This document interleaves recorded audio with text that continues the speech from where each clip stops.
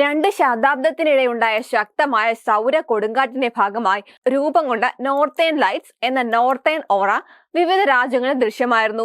സാധാരണഗതിയിൽ ഈ ധ്രുവദീപ്തി ദൃശ്യമാവുന്ന പ്രദേശങ്ങളിലും ഇക്കുറി അതിന് സാക്ഷിയാവാൻ കഴിഞ്ഞത് ശാസ്ത്രകുതുകികൾക്ക് വലിയ ആവേശമാണ് സമ്മാനിച്ചത്.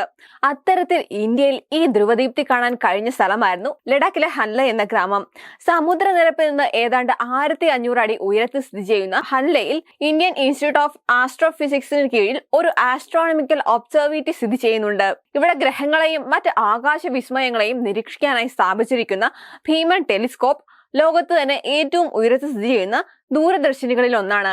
ആകാശത്തിലെ അപൂർവ ദൃശ്യങ്ങൾ പകർത്തുന്ന ഹല്ലയിലെ ഈ ടെലിസ്കോപ്പ് ശാസ്ത്ര തൽപരർക്ക് വിസ്മയമായ ലോകത്തിലേക്കുള്ള വാതിലാണ്. ധ്രുവദീപ്തി ദൃശ്യമായ മെയ് 11-ാം തീയതി ലഡാക്കിലെ ഹൻലയിൽ ഉൾപ്പെടെയുള്ള പ്രദേശങ്ങളിൽ നിന്ന് ശാസ്ത്ര കുതുകികളും ഫോട്ടോഗ്രാഫർമാരും പകർത്തിയ ദൃശ്യങ്ങൾ സാമൂഹ്യ മാധ്യമങ്ങളിലടക്കം വൈറലായിരുന്നു.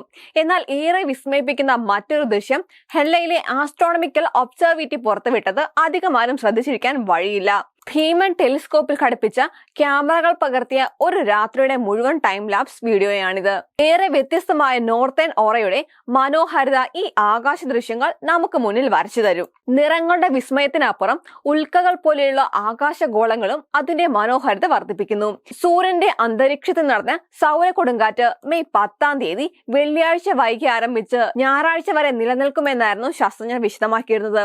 ഇതുമൂലം ഭൂമിയിൽ ഏകദേശം 60 മുതൽ 90 മീറ്റർ വരെ ഇതിന്റെ സ്വാധീനം ഉണ്ടാകുമെന്നും മുന്നറിയിപ്പുകൾ ഉണ്ടായിരുന്നു. ഇതുവരെ ഉണ്ടായതിൽ രണ്ടാമത്തെ ഏറ്റവും വലിയ സൗര കൊടുങ്കാറ്റാണ് ഈ മാസം ഉണ്ടായത്. അമേരിക്കയിലും കാനഡയിലും യൂറോപ്പിലും ഒക്കെയാണ് വലിയ രീതിയിൽ ധ്രുവദീപ്തി ദൃശ്യമായത്.